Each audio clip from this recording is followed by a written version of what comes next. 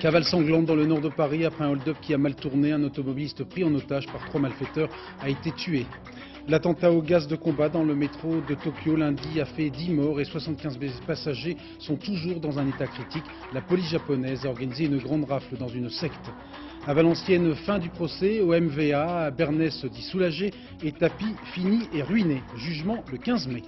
La campagne présidentielle avec le recadrage de la campagne de Lionel Jospin avec un nouveau slogan, une France plus juste. Invité du journal de 20h de France 2, Jacques Chirac.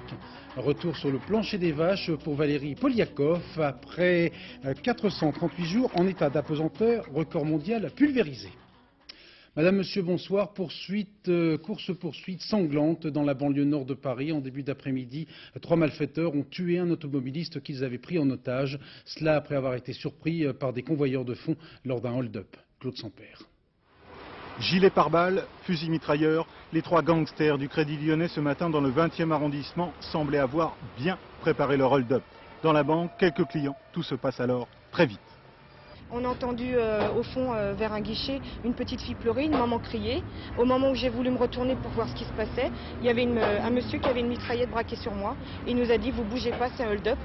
Au début, on n'en a vu qu'un. Après, il y en a 2 autres qui sont arrivés avec des mitraillettes. Et ils nous ont dit que si on bougeait, ils nous tuaient un par un. Au même moment, et ce n'est pas prévu, à l'extérieur de la banque arrive un fourgon blindé. Les gangsters prennent un des convoyeurs en otage et ressortent de la banque avec lui. Ils l'ont fait sortir et au moment où ils l'ont fait sortir, les 2 autres monsieur qui étaient, ou 3 autres, je ne sais pas, qui étaient dans le camion ne voulaient pas ouvrir la porte. Alors ils ont crié, ils ont dit qu'ils allaient tuer quelqu'un et le monsieur qui tenait, ils lui ont tiré dans la jambe. Après donc le monsieur qui était dans le camion de la Brix, quand ils ont vu ça, ils ont été obligés d'ouvrir. À bord du fourgon, avec les convoyeurs comme otages, les gangsters s'enfuient direction le périphérique. Porte de Charenton, sous le tunnel, les truands abandonnent le fourgon, peut-être victime d'un accident. Ils relâchent alors le convoyeur blessé et arrêtent par la force une voiture et s'enfuient à nouveau direction la banlieue nord. Près d'Aulnay-sous-Bois, à bord d'une 309 rouge, ils ont un nouvel accident. Affolés, paniqués, ils arrêtent alors une Mercedes dont ils tuent le conducteur d'une balle en pleine tête. Ils relâchent alors leurs otages et s'enfuient à nouveau. En fin d'après-midi, à Saint-Denis, les policiers retrouvent la Mercedes, vide. C'est la dernière trace des truands. On ignore s'ils ont pu emporter de l'argent dans leur fuite. À l'heure actuelle, leur cavale sanglante continue. Au Japon, le dernier bilan de l'attentat au gaz de combat dans le métro de Tokyo lundi s'élève maintenant à 10 morts. 700 passagers sont encore hospitalisés, dont 75 dans un état critique. La police a opéré aujourd'hui toute une série de rafles spectaculaires dans les locaux d'une secte suspectée d'être à l'origine de cet attentat. Hervé Brusini. Un oiseau à la tête d'une armée de policiers. Il devait servir de test en cas d'éventuel combat avec des gaz toxiques. Un dispositif qui trahissait quelque peu le stratagème des autorités. Officiellement, elles intervenaient dans le cadre d'une affaire de rapt. Mais les membres de la secte Aoun Vérité Suprême ne s'y trompaient pas. C'est la police qui a répandu le sarin dans le métro, pas nous. La bataille commença donc très tôt ce matin, en 25 lieux disséminés dans le Japon. Le plus surprenant, ce fut ici, un village de l'ouest du pays. Des camions avaient été disposés pour bloquer les accès. Des accès très inhospitaliers. Il est vrai que derrière ces portes se trouvaient des choses bien compromettantes. 50 jerrycans de solvant, plus de 200 bidons de produits chimiques, autant d'éléments susceptibles d'intervenir dans la fabrication du sarin. Quelques fidèles protestaient encore de leur innocence, mais ce n'était pas tout. Il y avait là aussi d'autres membres de la secte plongés dans le coma. Une 50aine, déshydratés, sous-alimentés. De fait, aujourd'hui même à la radio, leur gourou les avait appelés, selon ces termes, à une mort sans regret. « Tendez-moi la main », leur avait-il dit. 2 jours après l'attentat de Tokyo, le cauchemar devait donc se prolonger jusque dans la vérité suprême. Qu'est-ce qui se cache exactement derrière cette secte d'Aoum, dite de la vérité suprême? Réponse avec Nicolas Jacobs. C'est un spectacle habituel pour les habitants de Tokyo. Les chants sont attirants, les acteurs souriants, ils vendent la vérité suprême. C'est ça, le fonds de commerce de la secte Aoum Shirikyo. Et ils sont plus de 5000 à le croire, à suivre cet homme, Shoko Asahara. 39 ans, aveugle, cet ancien masseur se dit grand maître bouddhiste et doté de pouvoirs supérieurs. Son emprise sur les disciples est totale. Ils ont fait don de l'ensemble de leurs biens et travaillent gratuitement. Leur vie se confond à celle de la secte, impossible de s'en échapper, en attendant l'apocalypse annoncé par le gourou en 1999. Les sectes traditionnelles au Japon sont des sectes qui ne marginalisent pas leurs fidèles. Ce sont des sectes qui travaillent au contraire à mieux les intégrer socialement, dans l'ensemble.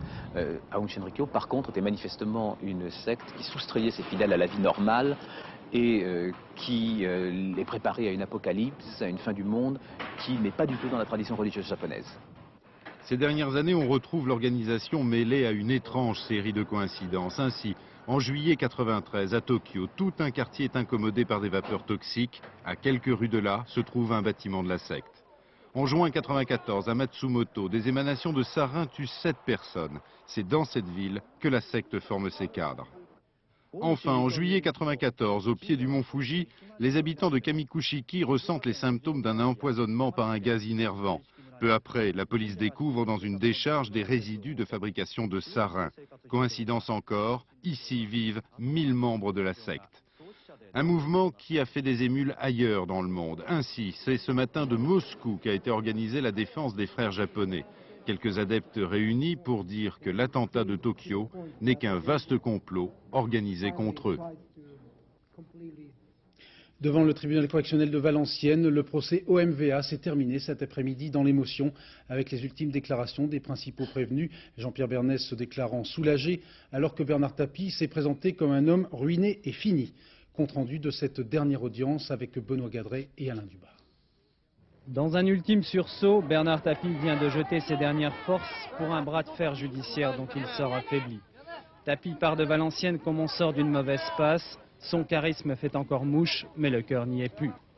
Je n'étais pas au courant de la corruption, vient-il de clamer une dernière fois devant le tribunal. Je n'étais pas au courant de l'argent. Je n'ai rien proposé à Boro-Primorac. C'est l'engagement que je fais devant vous. En quelques minutes, Bernard Tapie a résumé la plaidoirie de son avocat, pour qui ce dossier est le royaume de l'imagination sans la moindre preuve. Gilbert Collard est lui beaucoup plus à l'aise. Pour l'avocat de Jean-Pierre Bernès, le délit de corruption n'est pas constitué car les dirigeants valenciennois étaient au courant avant le match. Si Bernès a fait cela, c'est parce qu'il était un homme sous influence. Pour Tapie, il aurait remonté la canebière à 4 pattes. Bernès a dit la vérité le jour où il a coupé le cordon ombilical. Je suis venu ici, à Valenciennes, pas pour régler des comptes avec Bernard Tapie. C'est pas une victoire.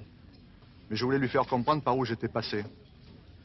Quand le procureur, M. de Montgolfier, a pris la décision de m'incarcérer, contrairement à Bernard Tapie, je n'ai pas eu le temps de me retourner.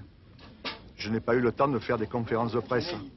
Je n'ai pas eu le temps d'être entouré par mes proches. 2 minutes après, j'étais dans ma cellule.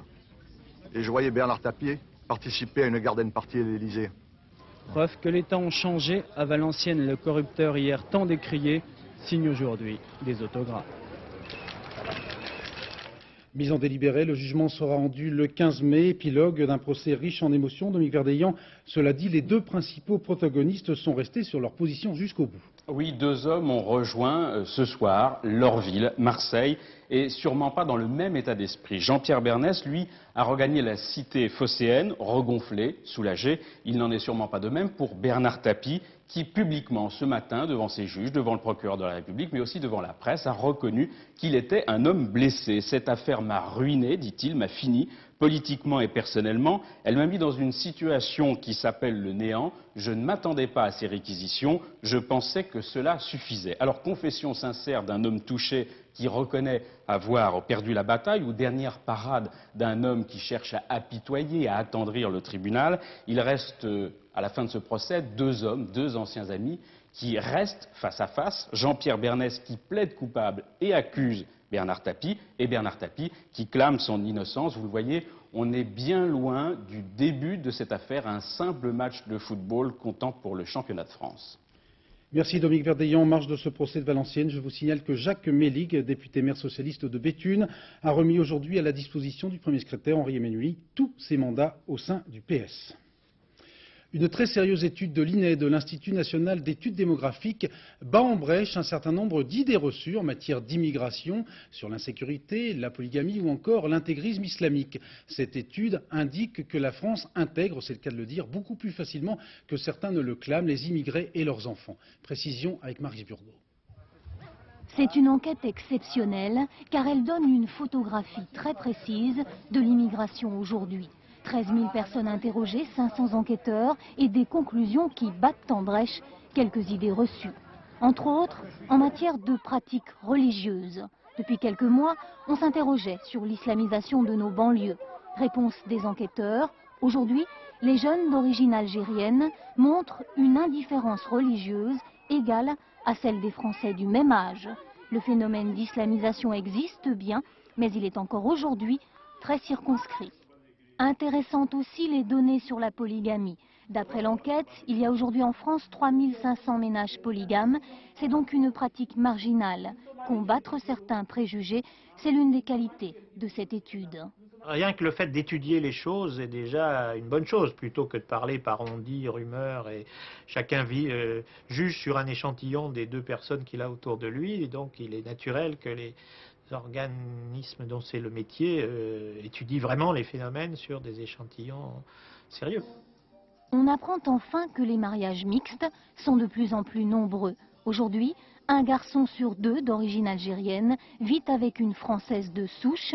Dans ce domaine, l'intégration est en marche. Restent quelques données inquiétantes, un taux de chômage beaucoup plus important parmi la population d'origine étrangère, ou encore le faible niveau d'émancipation des filles d'origine algérienne qui subissent encore les pressions de leur famille.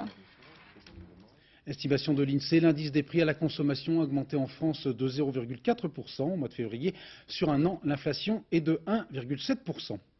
Le gouvernement a lâché du lest dans le conflit avec les fonctionnaires corses. Hier, le ministre de la fonction publique, André Rossino, a en effet proposé de porter progressivement à 3% l'indemnité de résidence des fonctionnaires sur l'île, l'une des principales revendications des grévistes. Les syndicats se sont concertés aujourd'hui sur cette proposition et la base devrait se prononcer demain lors d'assemblée générale. C'est un véritable événement dans le syndicalisme français. Le secrétaire général de la CGT a assisté aujourd'hui en observateur tout à fait attentif au congrès de la CFDT. Une présence qui a donné une nouvelle dimension à la question de l'unité d'action syndicale. À Montpellier, pour France 2, Laurent Bailly, Jean-François Chevet. Le patron de la CGT, sagement assis au milieu des délégués CFDT réunis en congrès, c'était une grande première aujourd'hui à Montpellier. En acceptant de venir en personne représenter son syndicat, Louis Vianney avait bien sûr un message précis à faire passer. Il y a une très très forte aspiration à la convergence de l'action et à l'unité d'action dans le monde des salariés. Et je crois que ma présence ici symbolise en quelque sorte la volonté de la CGT d'apporter toute sa contribution à ce processus. De leur côté, les militants CFDT ont apparemment apprécié ce geste de Louis Vianney. C'est peut-être de bon augure, quoi. Il faut espérer que ça va continuer et puis qu'on arrive à ramener les acteurs ensemble, quoi. Même si je ne suis pas d'accord avec ce qu'ils disent, ce qu'ils pensent à la CGT, ça fait du bien de se dire que quelque part on a peut-être quelques points communs. En particulier, je parle sur la sécurité sociale ou sur l'emploi. Il me semble qu'on doit pouvoir avoir une action avec l'ensemble des organisations syndicales unitaires de ce pays, y compris avec la CGT. L'action unitaire, elle se fait déjà au sein des entreprises avec, il est vrai, plus ou moins de bonheur. Alors la visite de Louis Vianney aujourd'hui aux militants CFDT, c'est un encouragement clair à persévérer dans ce sens. La campagne présidentielle, dans un instant, Jacques Chirac, notre invité, répondra à nos questions, accompagné d'Arlette Chabot et d'Alain Duhamel. Tout d'abord, cette révélation de l'Express qui va sans doute susciter une nouvelle polémique. L'hebdomadaire affirme en effet que la France a fourni l'automne dernier des armes à l'Iran, probablement des missiles air-sol. Cela pour s'assurer, selon l'Express, de la bienveillance de Téhéran avant le procès des assassins présumés de Chapour Bakhtiar. L'Express affirme que c'est le ministère de l'Intérieur qui a mené cette transaction. À Auch, 2 militants du Front National, dont le gendre de Jean-Marie Le Pen, sont toujours en garde à vue et devraient comparaître très bientôt devant le tribunal correctionnel. Cela pour coups et blessures volontaires. Ces 2 militants ont été appréhendés hier après des heurts entre une centaine de lycéens et des jeunes de la caravane présidentielle de Jean-Marie Le Pen. Avant de retrouver notre invité, Jacques Chirac, un mot de la campagne de son concurrent socialiste, Lionel Jospin, qui a présidé hier à Rennes son premier grand meeting national, avec pour nouveau slogan « Une France plus juste ». Lionel Jospin affiche l'ambition d'incarner une nouvelle gauche, avec pour cible prioritaire, vous allez l'entendre, Jacques Chirac. Reportage Roland Sicard, Arnaud Le Goff. Une journée de Lionel Jospin commence de bonne heure. Dès le petit matin, meeting ou pas meeting à son programme du soir, le voilà sur le tarmac. Quelques instants plus tard, on le retrouve en bateau. Quand on est la figure de proue de la gauche pour l'élection présidentielle, il faut bien mettre les bouchées doubles. Et hier, la première bouchée était consacrée à la pêche du côté de La Rochelle. Le revenu des marins a baissé, leur profession est menacée. Lionel Jospin les écoute et met la main à la pâte. Seulement, très vite, la politique reprend ses droits. Un coup d'aile plus tard et un aéroport plus loin, c'est la deuxième bouchée. Voilà Lionel Jospin à Rennes pour le premier grand meeting de sa campagne. Avec Pierre Mauroy et Michel Rocard, le candidat du PS l'a expliqué, sa priorité c'est l'emploi, son adversaire c'est la droite en général, mais on l'a bien compris, la cible privilégiée c'est Jacques Chirac et son programme social. Peut-on essayer de nous rallier au chiraco-marxisme? Bientôt, on va nous dire que le livre de chevet de Jacques Chirac est le Capital, et qu'au lieu d'écouter désormais des marches militaires, tous les matins, il chante l'Internationale. Les hommes et les femmes de gauche n'ont pas la mémoire courte. Ils savent que depuis 30 ans, M. Chirac a toujours été de droite. Et pour Lionel Jospin, tout est là, montrer que le vrai débat, c'est entre lui et Jacques Chirac. Alors, le candidat du PS va continuer à mettre les bouchées doubles. Il lui reste un mois, et en un mois, il l'espère, il peut se passer beaucoup de choses. Jacques Chirac, bonsoir. Vous aurez l'occasion de répondre à Lionel Jospin dans un instant. Je voudrais, avant que nous parlions du programme, une question un petit peu plus personnelle. En 88, au soir de la défaite du second tour, votre épouse, Bernadette, vous auriez dit apparemment les Français ne vous aiment pas. Manifestement, ils ont changé d'opinion, manifestement. Je voulais simplement vous demander si, au cœur de l'hiver, alors que tout le monde vous donnait largement battu, vous n'avez pas eu la tentation de céder au découragement. Non, non. J'ai engagé, il y a déjà longtemps, une action pour mieux connaître, mieux comprendre les Français. C'était mon seul objectif, traduire ensuite cette réflexion en un diagnostic, puis en un projet. Et c'est ce que j'ai fait. Je ne me suis pas beaucoup préoccupé d'autre chose. Alors nous sommes aujourd'hui le 22 mars. Le 22 mars 68 démarrait un mouvement qui allait aboutir à l'explosion de mai 68. Alors certains disent que la France est au bord de l'explosion. Est-ce qu'on assiste à une multiplication, un durcissement des revendications salariales en ce moment? Alors question très simple, est-ce que vous craignez une explosion sociale après l'élection présidentielle? Quoi qu'il arrive, et quel que soit le résultat de l'élection présidentielle, je souhaite qu'il n'y ait pas naturellement d'explosion sociale. Avec la crise économique que nous connaissons, nous n'avons pas besoin de perturbations de ce genre. Mais c'est vrai que la fracture sociale qui s'élargit aujourd'hui, depuis déjà un certain temps, et qui se traduit par un chômage, par de l'exclusion de plus en plus important, c'est de nature à inquiéter et ça peut être de nature à exaspérer. En tous les cas, c'est de nature à affaiblir notre pays et ce n'est pas socialement acceptable. La priorité pour la réduction de la fracture sociale est donc indiscutable. Mais vous souhaitez, Jacques Chirac, une augmentation des salaires, Lionel Jospin aussi. Alors est-ce qu'au fond, vous n'encouragez pas en ce moment les mouvements sociaux, les revendications salariales, puisque vous dites qu'il faut augmenter les salaires? Non, ce n'est pas exactement ce que j'ai dit.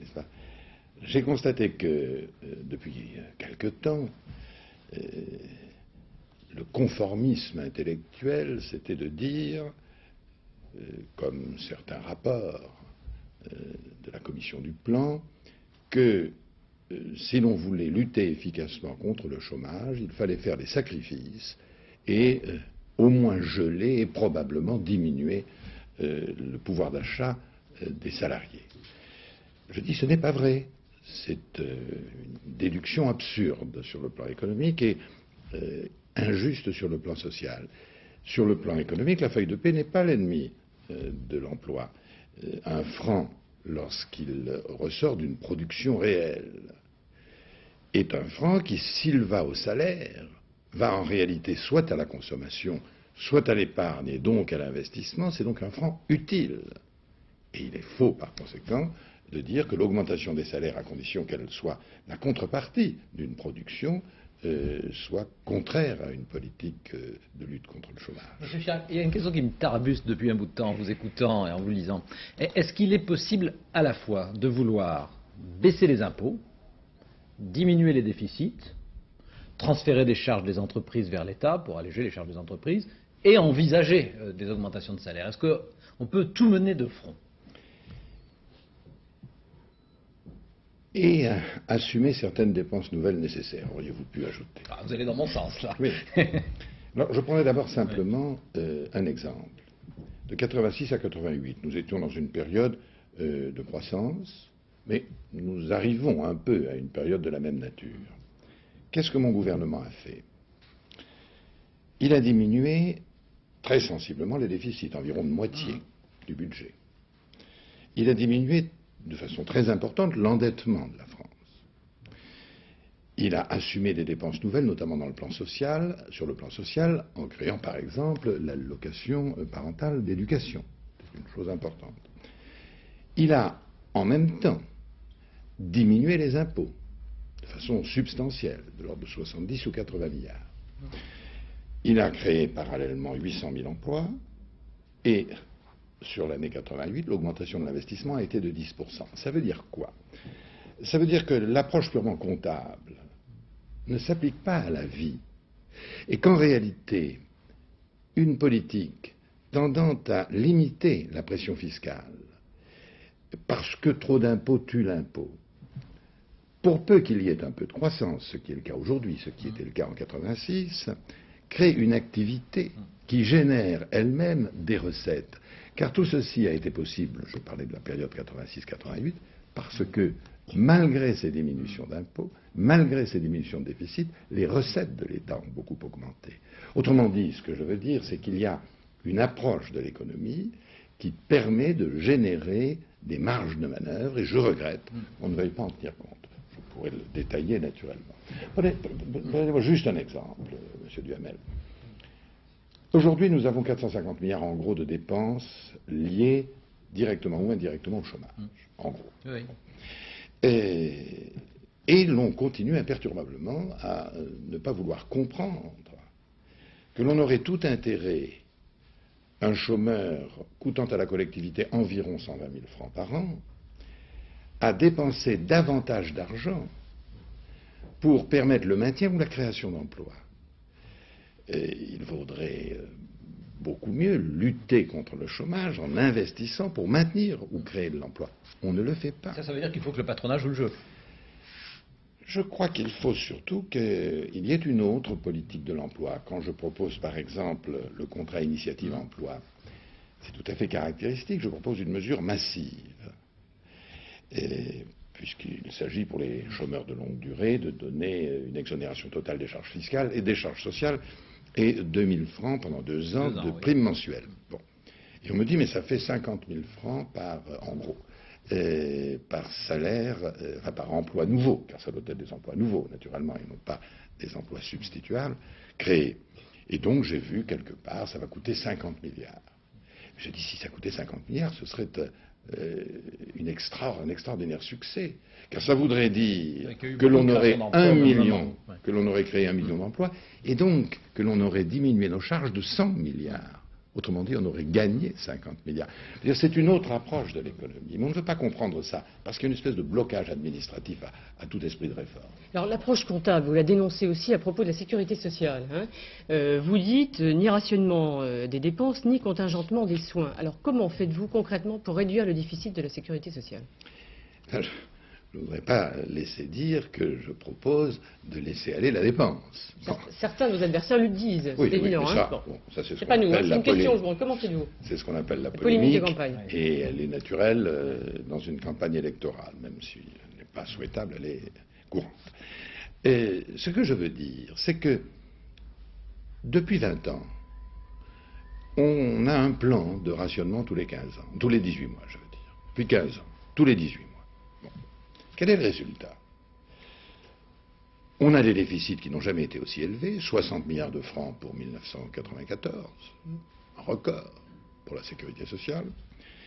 Et on a créé petit à petit une situation de santé à 2 vitesses. Moi, quand j'ai créé en 1988 la carte Paris Santé, je pensais que ça intéresserait 40-50 000 personnes. Il y en a 140 000. C'est-à-dire que nous avons créé petit à petit un système où un nombre croissant de Français n'ont plus un accès normal aux soins. Alors, sauf à Paris, parce que j'ai pris les initiatives qu'il fallait. Bon. Donc ce que je dis, c'est qu'il faut une autre approche. Nous ne faisons aucune évaluation de ces dépenses. Il y a 600 milliards de dépenses de santé, par exemple, dont 300 pour les hôpitaux. On ne fait aucune évaluation. Et le résultat, c'est que à tel endroit, un acte médical coûte 1 franc, à tel autre endroit, il coûte 4 francs. Je suis président de l'assistance publique, sans pouvoir d'ailleurs, mais je l'observe très bien. Et nous avons des hôpitaux extraordinaires, des équipes médicales fantastiques, et une situation dans les hôpitaux qui se dégrade. Et nous dépensons 300 milliards par an sans se poser le moins du monde la question du rapport coût-efficacité. Donc la réforme ne consiste pas à vouloir rationner la santé. C'est absurde. Ça ne peut se profiter en réalité qu'à ceux qui ont les moyens. Et puis c'est contraire à l'évolution des choses, l'allongement de l'âge de la vie, le coût des techniques, les nouvelles grandes pathologies, etc. Donc ce qu'il faut, c'est une autre approche, là encore. C'est-à-dire avoir, avec les hôpitaux, comme avec les médecins, une approche différente consistant à faire des contrats d'objectifs pour, là aussi, apprécier le rapport coût-efficacité. Autrement dit, il ne faut pas dépenser plus, il faut dépenser mieux. Et c'est ce qu'on ne fait pas, ni dans notre système de protection sociale, ni dans notre système de finances publiques. Sur un tout autre sujet à propos de l'Europe, alors là c'est une question plus précise. Une des mesures que vous avez proposées qui a été remarquée, c'était l'idée de créer pendant 3 ans, pour 3 ans, un président du Conseil européen qui serait la représentation à l'extérieur de l'Europe. Le visage et la voix de l'Europe. Voilà, c'est votre expression. Est-ce que vous avez des réactions étrangères là-dessus? Autrement dit, est-ce que c'est une idée de campagne ou est-ce que vous pensez que ça a vraiment des chances de se faire? D'abord, c'est une idée que j'ai proposée. Hein, bien sûr. D'abord, c'est une idée que j'ai proposée il y a déjà un certain temps. Oui, je sais, mais enfin, là vous êtes candidat. D'autres personnalités éminentes l'ont proposée. J'ai observé ce matin même dans la presse qu'un porte-parole de la CDU compétent, M. Oui, du parti d'Helmut Kohl, oui. avait considéré que mes positions sur l'Europe étaient tout à fait intéressantes, et il n'y a pas l'ombre d'une critique. Et je crois qu'il faut en effet que l'Europe ait un visage et une voix. Alors, c'est une proposition. Ensuite, c'est quelque chose qu'il faut discuter ensemble, et je ne voudrais pas avoir l'air d'imposer une solution française. Ça peut être une personnalité à l'extérieur du Conseil des ministres, n'importe qui. Savez, comment sera-t-il désigné? Vous savez, Madame Chabot, je vais vous dire, quand dans un ensemble comme le Conseil européen, quelqu'un fait une proposition, il faut être suffisamment courtois pour ne pas asséner une solution. Et d'ailleurs, c'est tout à fait inefficace parce qu'à ce moment-là, ça provoque des réactions négatives. Et donc, j'ai évoqué cette solution. Pour ce qui concerne ses modalités de mise en œuvre, eh bien, il appartiendra au Conseil d'en discuter. Je ne peux pas imposer, je suggère. On va passer à la politique parce qu'on est déjà un petit peu pris par le chronomètre. Arlette. Oui, alors, au mois de janvier dernier, je vous avais posé la question, M. Chirac. Je vous avais demandé si effectivement vous aviez l'intention d'aller jusqu'au bout de la campagne. Parce qu'au début du mois de janvier, les sondages n'étaient pas excellents. Je vous avais répondu oui, et si vous me reposez la question, je confirmerai. M. Duhamel avait une question sur l'Europe, c'est probablement intéressant. Oui, non, enfin, on a effectivement beaucoup de questions. À propos de politique. C'est pas ça, je n'allais pas vous poser la même question, je vous rassure. Pas du tout, non, pas du tout, non. À propos de politique, Valéry Giscard d'Estaing a dit qu'il avait 3 grands objectifs dans cette campagne qu'il mettait en avant, et il y en a un qui est politique, qui est l'instauration du quinquennat pour le président de la République. Vous y avez été favorable à ce quinquennat par le passé. Là, on a l'impression que vous considérez que ce n'est pas une priorité. Est-ce que c'est quelque chose que vous souhaiteriez réaliser ou pas si vous étiez élu? J'ai, par fidélité à Georges Pompidou, soutenu sa proposition lorsqu'il l'a faite. Pour des raisons de fond, qui seraient trop longs d'évoquer aujourd'hui, je suis, je dois le dire, réservé sur cette proposition. Réservé. Ces raisons de fond, c'est qu'il y a un risque de transformation de la nature même de nos institutions qui pourrait nous conduire à un régime présidentiel. Je suis résolument hostile au régime présidentiel, parce que le régime présidentiel, c'est en réalité la confirmation du pouvoir donné à l'administration. Et donc je m'en méfie beaucoup. Il y a déjà une dérive monarchique forte de nos institutions depuis les années 70. L'un de mes objectifs, c'est de remettre nos institutions en place. C'est certainement pas de les modifier. Je peux continuer ma question quand même? Oui. Je vais vous demander comment vous expliquez au fond, vous, l'inversion, ce qui s'est passé depuis un mois et demi, l'inversion de tendance. Qu'est-ce qui s'est passé? Je ne suis pas là pour interpréter vous la sentez pensée les gens, des vous Français. voyez les Français. Non, mais moi, Est-ce que vous les avez vus changer vis-à-vis de vous déjà? Et si oui, quand, pourquoi? Vous savez, moi, je vous l'ai dit tout à l'heure, je me suis beaucoup investi dans la connaissance des Français et de la France depuis longtemps. J'ai élaboré mon diagnostic, je l'ai présenté, j'ai élaboré un projet, je l'ai soutenu, j'ai engagé ensuite un dialogue, une campagne, c'est pas un projet qu'on assène, c'est un dialogue que l'on poursuit, c'est ce que je fais. Les Français réagissent comme ils l'entendent. Et la chirocomania qui est à la mode, le ralliement de certaines personnalités, ça vous fait sourire ou ça vous éclaire sur la nature humaine? Non, c'est pas. Je dirais que si des gens m'apportent leur soutien, j'en peux qu'en être très heureux, mais c'est ni mon objectif, ni mon problème. Mon problème, c'est un dialogue avec les Français, et c'est ce que je poursuis. Et c'est ce que je poursuivrai jusqu'au terme de la campagne. Si vous l'emportez, il y aura, par hypothèse, un président de la République qui serait RPR d'origine, il y aurait un président de l'Assemblée qui serait RPR, il y aurait peut-être un Premier ministre RPR. Est-ce que l'UDF, la famille UDF, garderait le même rôle ou pas? C'est une question qui est posée, hein. Oui. Notamment par vos nouveaux amis. Hein. En tout cas, ils ne me l'ont pas posé à moi. Oh. Du tout? Monsieur Duhamel, je vous le dis, personne ne m'a posé cette question. Personne ne vous a dit et nous? Personne ne m'a posé cette question. Bon, alors, et si quelqu'un, sur la parité, monsieur Duhamel, si quelqu'un me l'avait posé, je n'aurais pas répondu. Vous auriez dit c'est trop tôt. Voilà, ce n'est pas le problème d'aujourd'hui. Cessons de confondre les choses. Aujourd'hui, il y a une élection présidentielle, il y a des candidats. Ces candidats défendent un projet et sollicitent l'approbation des Françaises et des Français. Et ce n'est pas une affaire ensuite de combinaison politique. Moi, ce que j'essaye, c'est de faire comprendre aux Français qu'il est temps de faire les réformes nécessaires pour faire bouger la France et de réduire la fracture sociale qui, à l'évidence, est un élément à la fois inacceptable socialement et dangereux pour notre pays, qui affaiblit notre pays. Le reste, je ne suis pas... Et quand Nicolas Sarkozy résume votre programme en disant « demain on rase gratis », je sais bien que vous ne polémiquez pas, mais tout de même, ça doit vous agacer un petit peu. Je ne l'entends pas. Je reviens à ce que vous disiez sur les réformes. Quand des hommes comme Jacques Delors ou Raymond Barre disent au fond qu'ils renoncent à être candidats, ils ont renoncé à être candidats parce que, disent-ils, les Français ne sont pas prêts à accepter des vraies réformes de fond. Alors, c'est des prétextes qu'ils ont invoqués pour ne pas être candidats ou ce sont des vraies raisons? Est-ce que ça vous inquiète? Est-ce qu'ils ont tort? J'avoue, ça, ce sont des questions qu'il faut leur poser à eux, pas à moi. Moi, j'ai dit que j'avais la conviction que les Français étaient prêts à accepter un certain nombre de réformes vitales pour leur avenir, à condition qu'elles soient simples, claires, perçues comme devant être efficaces, à condition qu'elles soient justes, c'est-à-dire qu'elles répartissent aussi bien les avantages que les inconvénients de façon équitable, et à condition que les plus démunis, qui sont hélas de plus en plus nombreux dans notre pays, soient en toute hypothèse épargnés.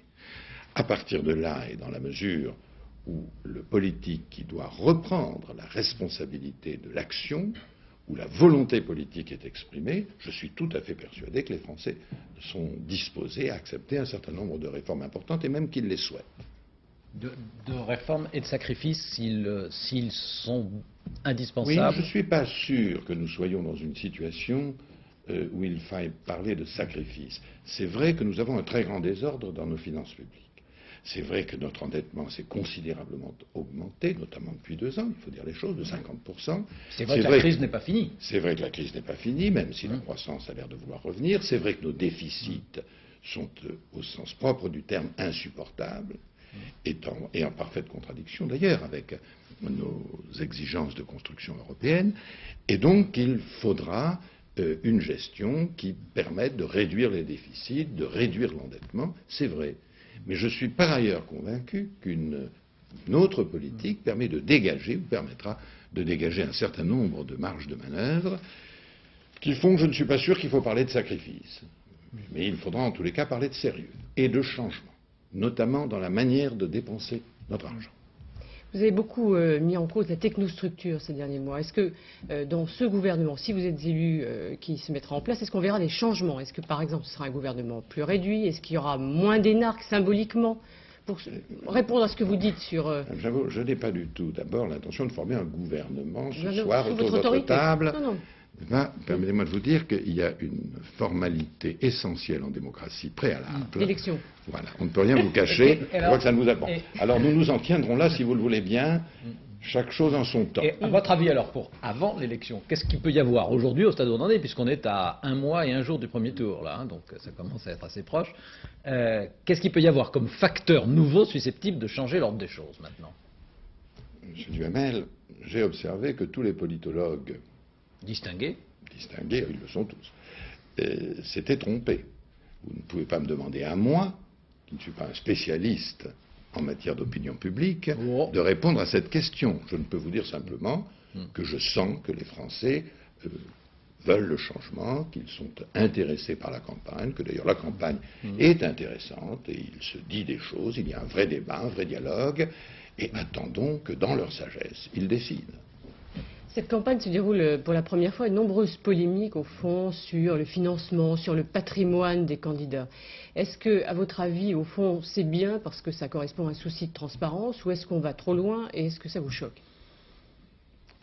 Non, moi je trouve qu'au total c'est positif. Il peut y avoir ici ou là quelques excès, je n'en sais rien, ou quelque agressivité, je n'en sais rien, mais globalement, nous sommes dans un temps où la transparence est exigée à juste titre par les Français. Et donc il faut qu'elle soit respectée, c'est évident.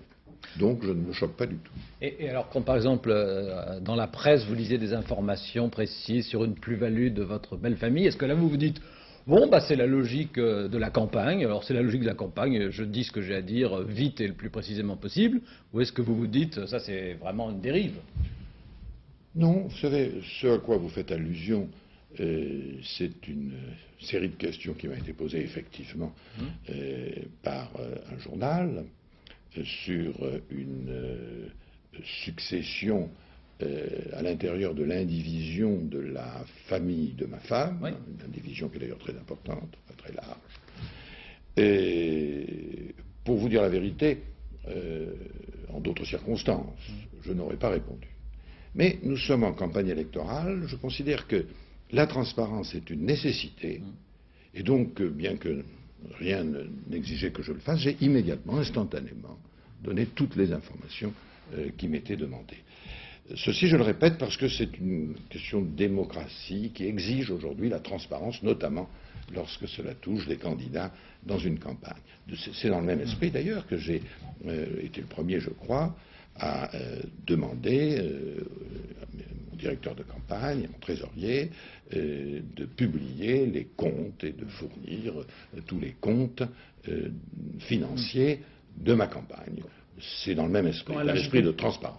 Quand Alain Juppé parle de grossière manipulation à ce propos de ces révélations du Monde, je n'ai pas de commentaire à faire sur cela. Moi, j'ai voulu une situation de transparence totale et par conséquent, j'ai fait le nécessaire très rapidement pour que les informations qui m'étaient demandées soient transmises comme il convenait. Dernière question sur ces problèmes. Est-ce que vous suivez attentivement l'enquête sur les HLM de Paris et est-ce qu'elle n'est pas susceptible, elle, d'influer la campagne électorale? Certains de vos proches ont été mis en examen. Je vous dis très sincèrement que cette affaire ne me paraît pas du tout susceptible de perturber le moins du monde la campagne. Mais je me permets de vous faire remarquer en revanche que lorsque elle a débuté, j'ai immédiatement indiqué que naturellement la ville de Paris demanderait à l'office d'HLM de se mettre totalement, et là aussi de façon totalement transparente, c'était il y a quelques mois, à la disposition de la justice. Et je réitère, cela va de soi, cette affirmation. À la fin de cet entretien, nous sommes tenus, vous le savez, des écrits très stricts, sinon nous serons grondés par le CSA. Ultime question, en 89, Édouard Balladur avait écrit un livre qui s'appelait L'arbre de mai. Alors est-ce qu'en mai 95, l'arbre, ça va être un pommier? Peut-être, c'est aux Français de le dire. Mais la pomme est un fruit sympathique et je l'observe tous les jours. Merci Jacques Chirac. Je signale à nos téléspectateurs que Lionel Jospin sera à votre place sur ce plateau dans le journal de 20h vendredi et qu'Édouard Balladur sera l'invité de La France en direct demain à 20h50. Les affaires, les dirigeants du CDS ont reconnu implicitement aujourd'hui les informations du Canard enchaîné selon lequel le Centre des démocrates sociaux a disposé d'une caisse noire électorale en Suisse pendant près de 10 ans, et cela jusqu'en 91, jusqu'au vote de la loi sur le financement des partis politiques. Enfin, le directeur général de Bouygues Télécom, placé en garde à vue mardi après une perquisition au siège de ce groupe Bouygues, a été remis en liberté cet après-midi, et cela sans avoir été mis en examen. Tout à fait autre chose, il a retrouvé le plancher des vaches avec un plaisir non dissimulé. Je veux parler du cosmonaute russe Valéry Polyakov qui, à 52 ans, a pulvérisé le record du monde d'endurance dans l'espace avec 438 jours en état d'apesanteur. Jean-Claude Alanic. Un atterrissage pas vraiment en douceur dans la neige du Kazakhstan, de quoi faire regretter aux 3 cosmonautes de Mir l'état d'apesanteur dans lequel ils ont vécu pendant plusieurs mois. Le plus éprouvé est manifestement Vladimir Polyakov, qui était dans l'espace depuis 439 jours, un record absolu. Il faudra d'ailleurs le soutenir pour ses premiers pas de retour sur Terre. Beaucoup plus fraîche, Elena Kondakova a battu de son côté le record féminin, 170 jours. Un des objectifs de cette longue mission dans Mir était de mesurer justement les effets de l'apesanteur. En absence de gravité, le corps prend de nouvelles habitudes, les muscles s'atrophient, les extrémités sont moins irriguées par le sang et s'allongent, le squelette, lui, se fragilise. Le record battu par Polyakov, qui correspond à la durée d'un voyage entre la Terre et Mars, devrait permettre de mieux connaître les limites de l'endurance humaine. Tout à l'heure, à 20h55 sur France 2, un téléfilm franco-canadien particulièrement attachant. L'un des personnages principaux est une petite fille handicapée, trisomique, et si elle ne parle pas, elle comprend tout. Reportage Patricia Charnollet, Pierre Moscovitch. Geneviève a 13 ans. Après avoir passé l'audition pour jouer dans ce film, elle a dit à sa maman « Je sais que je vais être prise, j'ai été très bonne ». Elle est en effet bouleversante.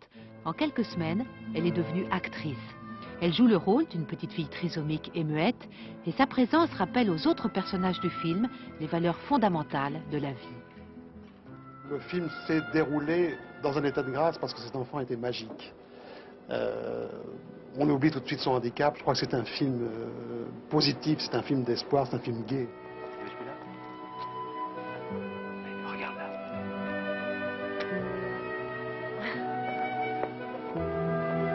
Tu peux en faire une aussi?